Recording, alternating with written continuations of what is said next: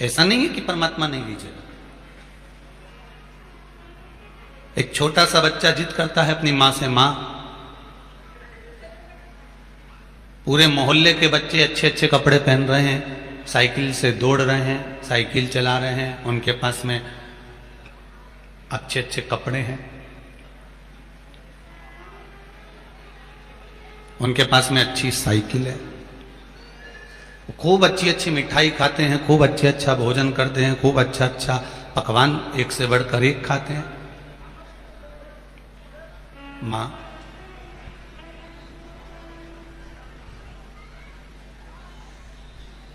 इनके जैसा भाग्य अपना क्यों नहीं है? इनके जैसा भाग्य तो अपना भी होना चाहिए ना मां। ये भी तो इतने अच्छे कपड़े पहनते हैं, ये भी तो इतने अच्छा भोजन करते हैं, ये भी तो इतने अच्छे से रहते हैं, तो इनके जैसा भाग्य हमारा अपना क्यों नहीं है? अब एक मां होती तो कर्म का रोना रोती, एक मां होती तो अपने भाग्य के लिए रोती, और उसने अपने बेटे को यह नहीं कहा कि भाग्य के लिए रोना है, उसने एक ही बात कही कि पूर्व में हो सकता है हमने कोई बेकार कर्म करा होगा तो आज हमको थोड़ा सा भोगना पड़ रहा है, पर चिंता मत करना, यदि ये दिन नहीं रहे तो वो दिन भी नहीं रहेंगे, चिंता ना करिएगा, समय आएगा, बदलता है।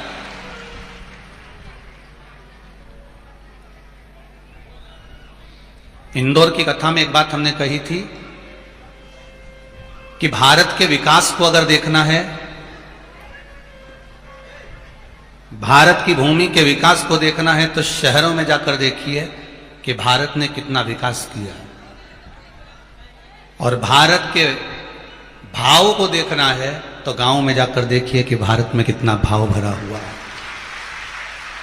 विकास शहरों में नजर आता है और भाव गांव में नजर आता है।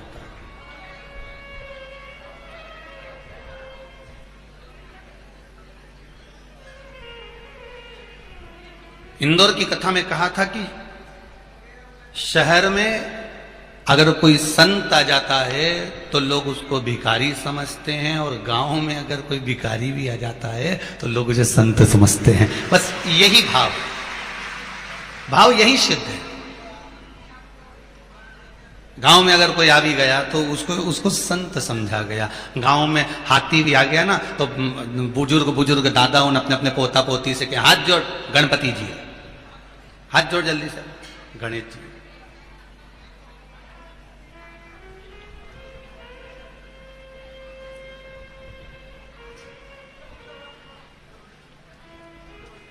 शुद्ध भाव में भगवान प्रकट हो जाता है। अब एक लोटा पानी भी अगर आप शंकर जी को चढ़ा रहे हो, शिव जी का अगर मंत्र स्मरण कर रहे हो, पंचाक्षर मंत्र नमः शिवाय जप रहे हो, ओम नमः शिवाय जप रहे हो, महामृत्युंजय मंत्र जप रहे हो, या ओम नमः शिवाय कर रहे हो, या श्री शिवाय नमस्तुभ्यम कह रहे हो, या आप राम जी का नाम जप रहे हो, भगवान कृष्ण का नाम जप रहे हो, मां जगत जननी दुर्गा भवानी का नाम जप रहे हो, उस भजन के बल पर, आपकी स्मरण के बल पर परमात्मा मिलता जरूर है, वो प्राप्त होता है। महाराज, कर्ण और अर्जुन में केवल एक बात अलग अलग थी, नहीं तो योद्धा तो दोनों प्रबल थे। कर्ण भी युद्ध में प्रबल था और अर्जुन भी युद्ध में प्रबल था। कर्ण भी युद्ध के मैदान में युद्ध लड़ने में तत्पर था और अर्जुन भी युद्ध लड़ने में तत्पर था। कर्ण भी विद्वान था और अर्जुन भी विद्वान था।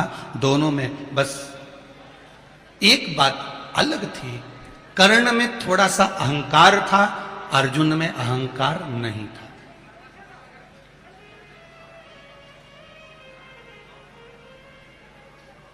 कर्ण से जब लोग बात करते थे तो कर्ण कहता था अपने कारण में हूं, अपने कारण में यहां टिका हुआ हूं। ये कर्ण के संबोधन थे। और अर्जुन से जब कोई बात करता था तो अर्जुन एक ही बात कहता था, आपके कारण मैं यहां टिका हुआ हूं। बस दोनों में अंतर यही था। एक कहता है मैं अपने कारण यहां टिका हूं, मेरी सत्ता चारों तरफ है, मेरे को लोग अच्छे से जानते हैं, पूरा क्षेत्र मेरा है, मेरे को लोग पहचानते हैं, नाम से जाकर कह देना कि मेरा नाम ये है, उससे पहचान हो जाएगी, बता दिया जाएगा।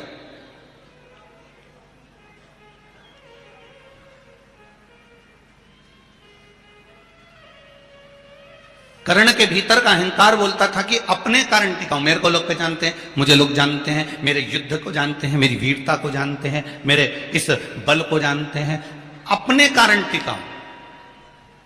और अर्जुन जब जब बात करता था तो एक ही बात करता था कि आपके कारण टिका हूं, मेरा इसमें कुछ भी नहीं,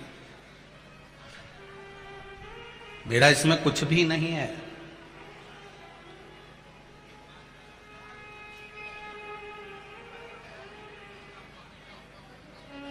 घी भी जला, दिया भी जला, बाती भी जली, पर उसमें सबसे मूल अगर कुछ थी तो वो बाती थी। दिए की इतनी प्रधानता नहीं है, घी की इतनी प्रधानता नहीं है जितनी बाती की है। खाली दिया रख दोगे तो जल जाएगा क्या? दिए में घी भरकर रख दोगे तो जल जाएगा क्या? पर उसमें प्रधानता उस बाती की है। उसी तरह हमें लगता है कि हम कर रहे हैं, हमें लगता है कि मैं चला रहा हूं, मैं साध रहा हूं, मैं कर रहा हूं, तो इसमें हमारा कुछ भी नहीं है। हमने पहले भी कथाओं में कहा, शिव महापुराण की कथा कोई साधारण सा व्यक्ति नहीं करा सकता। शिव महापुराण की कथा शंकर ही कराते हैं, शंकर ही सुनाते हैं, शंकर ही सुनते हैं और शंकर ही करा पाते हैं। सामर्थ्यता नहीं किसी की। 2 दिन पहले भी कथा में कहा था कि 7 दिन के अंदर इतनी व्यवस्था करना, दम रखाती महाराज लोगों को पूरा साल रखता है। शिव महापुराण की कथा को करवाने के लिए, बड़े बड़े आयोजन को करवाने के लिए, अब जो आयोजन भी जाने दो, तुम तो तुम्हारे घर की शादी की बात कर लो। तुम्हारे यहाँ छोरा छोरी का ब्याह पक्का होता है ना, तो तुम जो समधी जी व्याही जी होता है ना, तो वो कहे साहब हम तो 2 महीने बाद शादी करेंगे। नहीं साहब, कई 2 महीने बाद, अभी थोड़ा छोरा छोरी का भी पक्का हुआ, मैं सब व्यवस्था करूंगा। खरगोन में जाके कई व्यवस्था देखना पड़ेगी, ने रूम वूम देखना पड़ेगा, ने व्यवस्था देख के तब तो शादी करेंगे। अब शादी में कितना लोग आए? ज्यादा ज्यादा 100, 50, 150, 200, 1000 आदमी। मेहमान पावना सब मिलाना ने जिम चुट के गया तो 1000।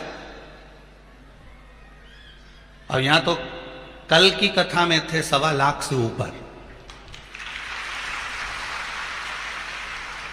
और हमारे पाठक जी कह रहे थे, गुरुजी कल रविवार था ना इसलिए ज्यादा थे, आज सोमवार है तो थोड़ा कम हो जाएंगे। मालूम पड़ा वो कल से ज्यादा 8 फीट टूटमान हो गए।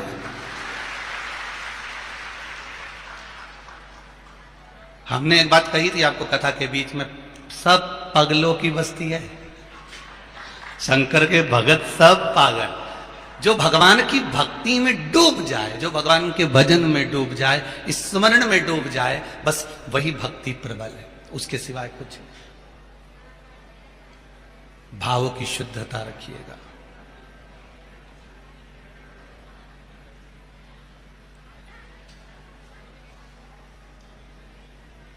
निर्मल मन रखकर भगवान का भजन करो। छोटा सा बच्चा कहता है मां, भगवान मां, पड़ोस के बच्चे रोज गरम रोटी खा रहे हैं, पड़ोस के बच्चे अच्छे कपड़े पहन रहे हैं, साइकिल में घूम रहे हैं, टॉफियां खा रहे हैं, फुल एंजॉय कर रहे हैं, मेरा भाग्य कैसा? मां ने कहा भाग्य का रोना नहीं रोना, भगवान ने जैसा दिया वो कम ना दिया। जो मेरा मालिक देता है वो कम नहीं देता। उसको तो रोज धन्यवाद देना कि तूने हमको अच्छे घर में पैदा करा। उसको रोज धन्यवाद देना कि तूने अच्छे घर में पैदा करा, अच्छा शरीर दिया, पूरा डिपार्टमेंट बढ़िया दिया, 2 हाथ, 2 पांव, 2 नेत्र, नासिका के 2 छिद्र, चरण, मुख सब अच्छा दिया। अच्छा हुआ दादा तूने एक आध निपटा के नहीं भेजा। तेरा क्या? उसको धन्यवाद दो कि तूने पूरा डिपार्टमेंट अच्छा भेजा।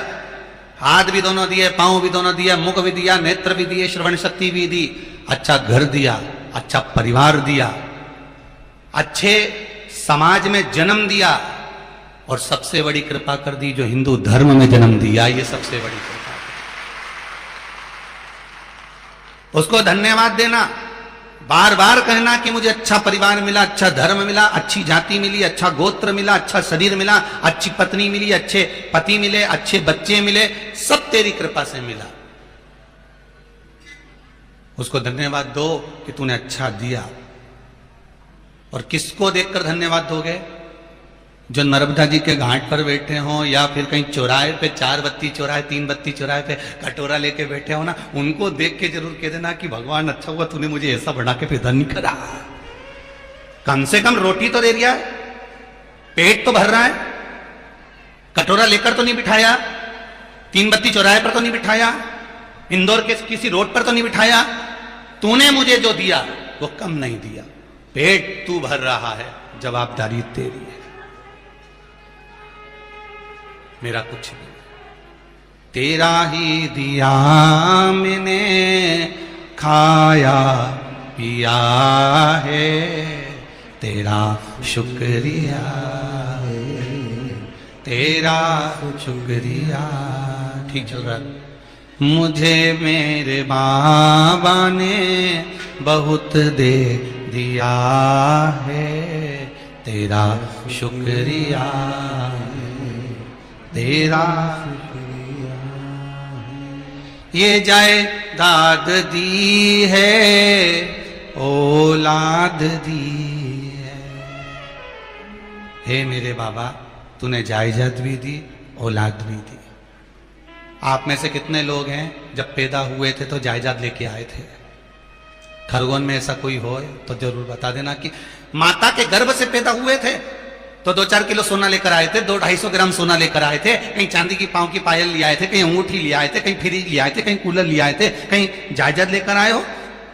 जन्म लिया था माता के गर्भ से, नग्न अवस्था में आए थे, नग्न अवस्था में। और जाओगे तो भी सब टटोल के भेजा जाएगा तुमको कि कुछ लेके तो नहीं जा रही डोकरी, सब टटोला जाएगा। आधी रात को मरोगे, रात कोई गले में से माला कंठी सब निकाल लिया जाएगा, ना खोटा वोटा पहना दिया जाएगा सब।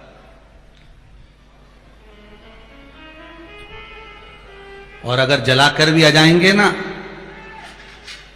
अंतिम संस्कार कर कर भी आ जाएंगे तो तीसरे के दिन फिर पहुंच जाएंगे। अभी भी देख लो, कोई सोना वोना की रकम तो नहीं दे गई। लोग कहते हैं खारी समेटने गया, खारी नहीं, अंगूठी समेटने गया। जो डोकरी मरी थी, कहीं थोड़ा बहुत रह गया, कहीं उसने गुस्से में आके सोना थोड़ा बहुत निकल गई और पेट में रख लिया तो मरेगी, मरेगी तो जलेगी, जलेगी तो आखिरी में टटोल के पेट में से भी निकाल देंगे। अब इनने का खारी समेटने गया था, खारी का खाक समेटने गया, क्या करेगा वो? हड्डी के टुकड़े का इमरती बनाएगा कि नुक्की बना के खाएगा? वाका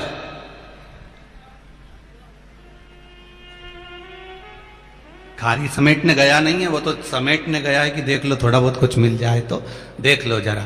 फिर क्या मिला? तो इनके सोना वोना तो मिला नहीं, तो इनने कहा एक काम करो, अम्मा का दांत मिल गया। तो इनने वो रोते रोते कहा, देखो अम्मा जी भले चली गई पर उनका दांत अभी तक अच्छा है, उनका दांत अभी तक अच्छा, हड्डी के टुकड़े में। इतनी सी झोली में भर के ले आए, घर पे लाए तो बहू में खूब रोई, हमारी इतनी बड़ी अम्मा इतनी सी हो गई है। सब चले गया, बच्चा क्या, सब पड़ा रह गया। इसलिए बार बार कहते हैं, राम राम रटते रहो जब तक घट में प्राण, कबहू तो दीन दयाल के भनक पड़ेगी कान। तुम भगवान का भजन करते रहो, नाम जपते रहो, स्मरण करते रहो, भगवान को बारंबार धन्यवाद देते रहो। तेरी कृपा से मिला है। अगर तू कृपा ना करता तो शायद कुछ प्राप्त नहीं होता। पाठक परिवार तो कथा करा रहा है, पर सही मायने में देखा जाए तो आप लोगों ने जो एक एक लोटा पानी भर के शंकर जी को चढ़ाया था ना, आप सबका पुण्य एक साथ इकट्ठा हुआ।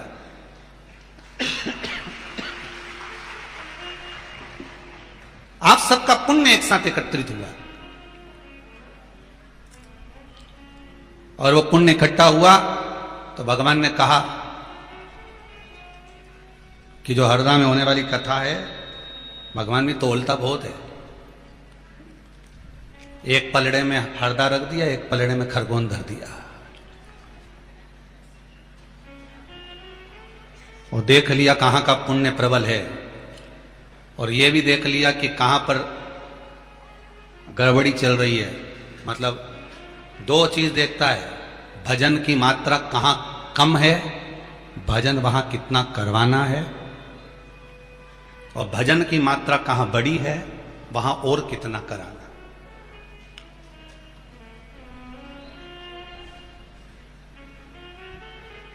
हरदा को छोड़कर भगवान ने कथा खरगोन में धर दी। आज किसी ने एक पत्र लिखकर भेजा था, वो पत्र कमरे में रह गया, चाहोगे तो उसको कल व्यासपीठ पर ले आएंगे। उसने पत्र में लिखकर भेजा है किसी बच्ची ने कि हमारे क्षेत्र में, इस खरगोन के आसपास के क्षेत्र में आदिवासी क्षेत्रों के लोगों को दूसरे धर्म में बदला जा रहा था, पर आपने जो शंकर जी का अभिषेक करवाया था ऑनलाइन, उससे लोग इतने प्रभावित हुए कि वापिस उस धर्म को छोड़कर वापिस अपने हिंदू धर्म में आ गए। उस बच्ची ने लिखा है पत्र के अंदर, आपका भजन हो सकता है। मेरे देवादिदेव महादेव को यह चाहिए था कि शंकर के उपासक, शंकर के भगत कैसे भी जाओ, चाहे तुम राम के मंदिर जाओ, चाहे तुम कृष्ण के मंदिर जाओ, चाहे तुम शिव के मंदिर जाओ, चाहे तुम भवानी के मंदिर जाओ, पर अपने धर्म के अनुसार जाओ।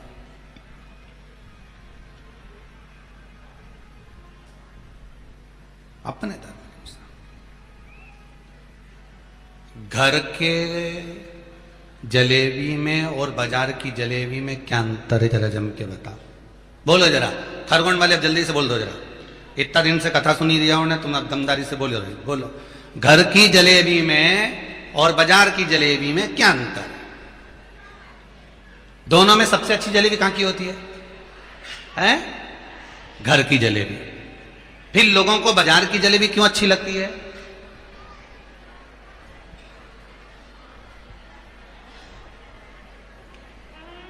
दूर के ढोल सुहावने क्यों लगते हैं?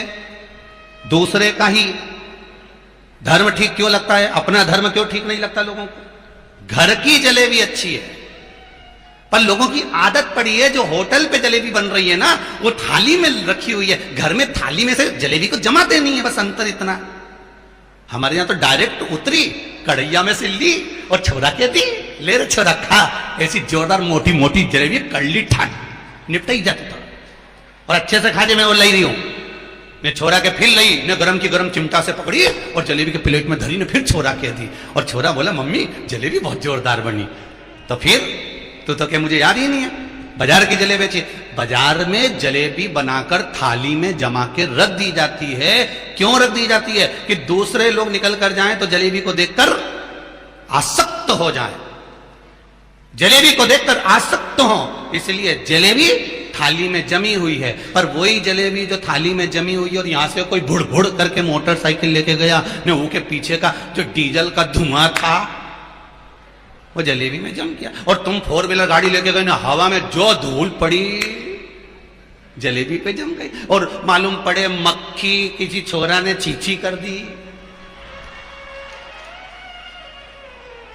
और वो मक्खी ऊपर बैठी और बैठ के जलेबी पे, और जब तुमने जलेबी खाई तो क्या बनी तो अच्छी है, पर थोड़ा स्वाद चेंज है, क्योंकि उसमें एक्स्ट्रा आइटम इलायची का दाना पड़ गया।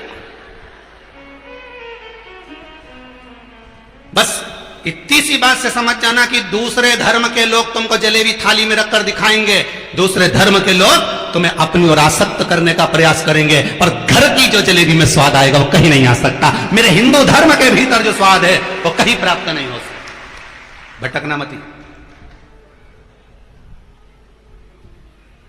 कहीं जाना नहीं है, हमें भजन में डूबना है। राम नाम, कृष्ण नाम, शिव नाम, भक्ति आनंद में धारण करेंगे। कई लोग तो कहते हैं शंकर भगवान को तो रहना भी नहीं आता। बताओ, घर में धर्म पत्नी है, सब कोई है, उसके बाद भी शमशान में रहते हैं। शिव जी से पूछा गया आप शमशान में क्यों रहते हो? शंकर भगवान बोले मेरे ससुर ने जगह दी है, अब ससुर का कोई अपमान करूंगा क्या? और मेरे ससुर जैसा दुनिया में कोई ससुर नहीं हो सकता। जिसने मुझे प्लाट भी दिया तो ऐसी जगह दिया जहां कोई कब्जा ही नहीं करेगा। शमशान में मकान बनाया, क्यों बनाया? शमशान में दिया, क्यों रे? क्योंकि दक्ष प्रजापति ने श्राप दिया था, शंकर मैं तुझे श्राप देता हूं कि तू शमशान में निवास करेगा। शिव जी से पूछा तुम शमशान में रहोगे? शंकर जी बोले मेरे ससुर ने प्लाट दिया है तो मकान तो बनाऊंगा।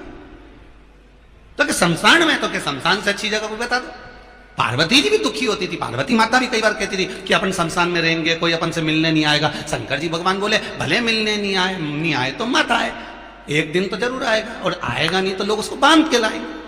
तू काय को टेंशन लेती? आएगा जरूर, चिंता करने की जरूरत नहीं है। वो घड़ी है मेरा शिव, बच्चा रो रहा है, मां समझा रही है, कभी भी भगवान पर दोष मत देना, हमारे कर्म का दोष है, चिंता मत करना। मां पड़ोसी के पास में गाड़ी है, पड़ोसी के पास में साइकिल है, पड़ोसी के पास में भोजन है, 7 साल का छोटा सा बच्चा बार बार माता से कह रहा है मां सबके पास में सब कुछ है, हमारा ही भाग्य भगवान ने ऐसा क्यों लिखा है? तो मां ने कह दिया मैं नहीं जानती, पर इतना जानती हूं कि थोड़ी दूर पर शंकर जी का एक मंदिर है। मैंने सुना है कि इस मृत्यु लोक का संचालन करने वाले देव आदिदेव महादेव हैं, शिव है। इस मृत्यु लोक को सुख प्रदान करने वाले देव आदिदेव महादेव हैं। तुम जाओ, उन शंकर जी के पास जाओ और भोलेनाथ जी के पास जाकर कहो, शंकर जी से जाकर कहो, वो सुनते हैं। जाकर बोलो। बच्चा कहा मां शिव जी का मंदिर कहां पर है? वो जंगल में। वहां जाएगा ना तो लकड़ी काटने के लिए, लकड़ी तोड़ने के लिए, चूल्हे के लिए, वहीं शंकर जी का मंदिर। शंकर जी सुनते हैं हां, पर मैंने तो सुना है लोग कहते हैं कि भगवान तो पत्थर का है। पत्थर का नहीं, मानो तो गंगा माहू, ना मानो तो बहता पानी। मानो तो नर्मदा माई और ना मानो तो बह रही है।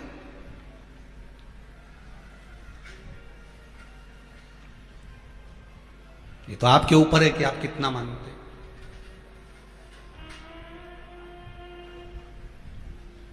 अब बच्चा गया, लकड़ी तो उसने काटी नहीं, लकड़ी उसने तोड़ी नहीं, सीधे शंकर जी के मंदिर में चला गया। छोटा सा शिव जी का शिवलिंग था मंदिर के अंदर पुराना, और उस मंदिर में बच्चा जाकर तुरंत उस जगह पर खड़ा हो गया, और खड़े होते से पंडित जी से पूछा क्यों शंकर जी कौन से हैं? 7 साल का बच्चा पूछ रहा है शिव जी कौन से हैं? पंडित जी ने कहा सामने जो शिवलिंग नजर आ रहा है ये ओघड़दानी, यही शंकर है। अच्छा, तो ये शंकर जी तो इनके कान कहाँ है? तो पंडित जी ने पूछा कान काय के लिए? मुझे इनसे बात करना है, जब तक मैं बोलूंगा तो ये सुनेंगे तो ही तो जवाब देंगे। अब पंडित जी का विश्वास देखिएगा कितना था। पंडित जी ने कहा बेटा तुम तो बोलो, ये जवाब भी देंगे और सुनेंगे भी। ये पंडित जी का विश्वास है, ये एक ब्राह्मण का विश्वास है कि ये शंकर बोलेंगे भी और जवाब भी देंगे। ये ब्राह्मण विश्वास जागृत करता है कि ये शिव हैं।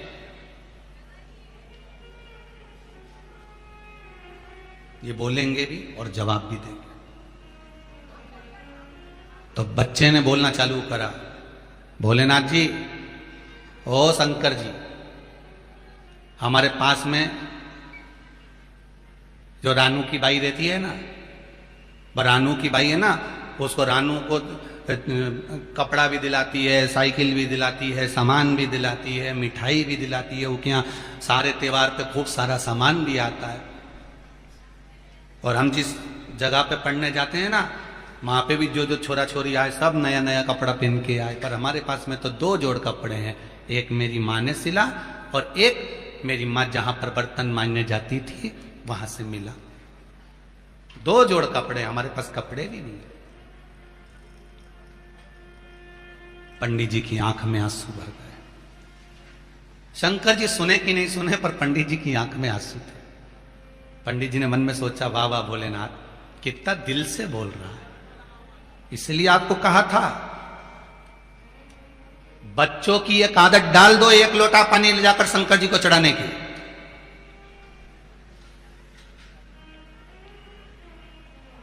बच्चों की एक आदत डाल दो शिव जी पर एक लोटा पानी चढ़ाने की, एक बेलपत्र चढ़ाने की। स्कूल जाएं उससे पहले शिव को एक लोटा पानी चढ़ा कर जाएं। और अगर स्कूल सुबह जल्दी जाना है और मंदिर नहीं जा सकते तो दोपहर में जाकर चढ़ाएं।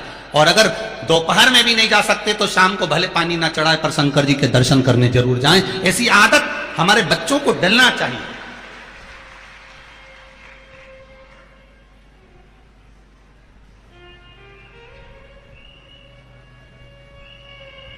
बच्चे जाएं, शिव के दरवाजे पर पहुंचे, चौखट पर पहुंचे, उसके द्वार तक जाएं। और उसके दरवाजे तक जब जाएंगे तो कुछ तो कृपा मेरा शंभू करेगा। वो छोटा सा 7 साल का बच्चा शिव जी से जाकर कह रहा है, पंडित जी की आंख में आंसू भर गए, ब्राह्मण रो रहा है कि गजब की बात ये शंकर जी से कर रहा है।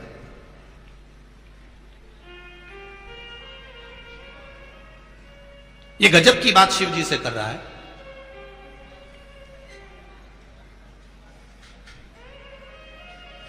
औघड़दानी से, त्रिकालदर्शी से पंडित जी ने सुना, बच्चे ने कहा हमारे मोहल्ले के सारे बच्चों को खूब खाने को मिलता है, मेरे को तो 2 दिन में 1 दिन मिलता है भोलेनाथ जी। पंडित जी गए, तुरंत अंदर से प्रसाद लेकर आए।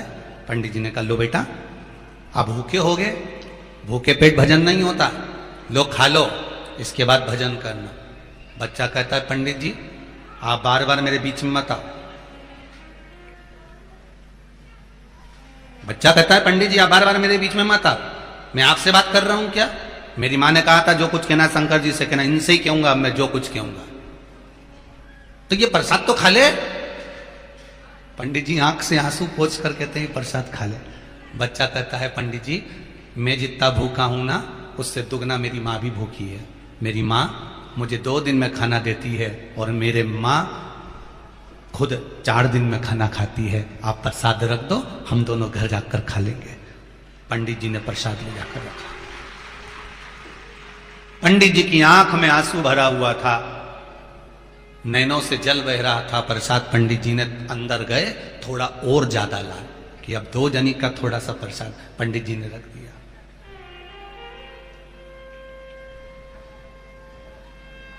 पार्वती जी सुन रही थी तो उन्होंने शिव जी से कहा भोलेनाथ जी बच्चा कितनी अच्छी अच्छी बातें कर रहा है और कह रहा है मेरा भाग्य चमका दो, मेरा भाग्य अच्छा कर दो, मेरी किस्मत पलटो और मेरे भाग्य में अच्छा खाना, अच्छा पहनना, अच्छा लिखो।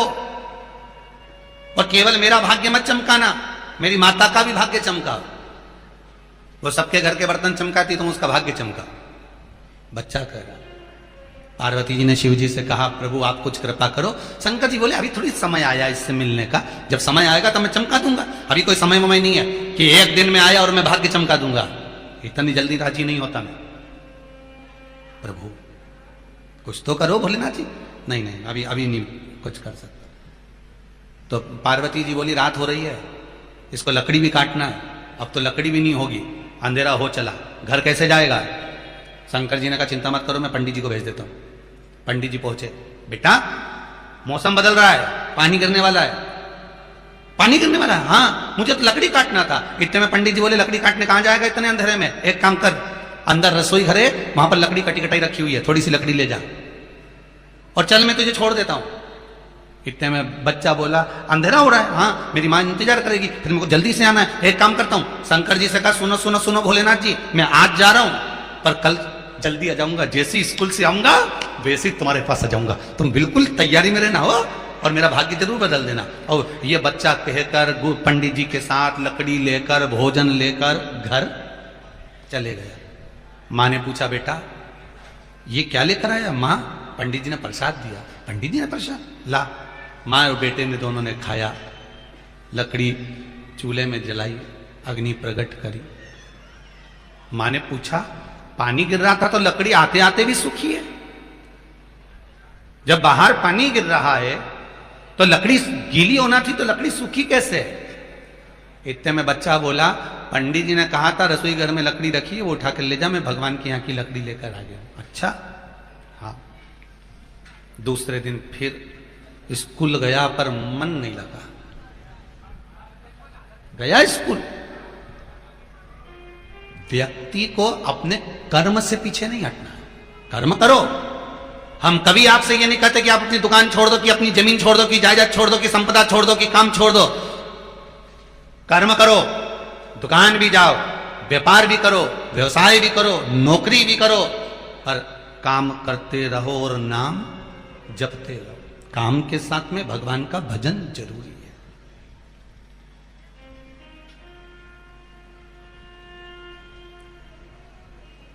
ये तो परिवार वाले हैं जो तुमको चने के झाड़ पे चढ़ा दिए। परिवार वाले हमेशा एक ही बात कहते हैं, यही तो हमारे घर का मालिक है, सब यही कमा रिया है, सब यही कमा के ला रहा है, पूरा घर यही चला रहा है, ये हमारे घर का सेठ है, हमारे घर का मालिक है। ये लोग तुम्हें चने के झाड़ पे चढ़ाएं कि ये मालिक है, पर सही मायने में देखा जाए तो तुम मजदूर से कम नहीं हो। जिन जिन की दुकान है, जिन जिन के ऑफिस हैं, वो अच्छे से जानते हैं कि दुकान पे काम करने वाला नौकर दूसरा से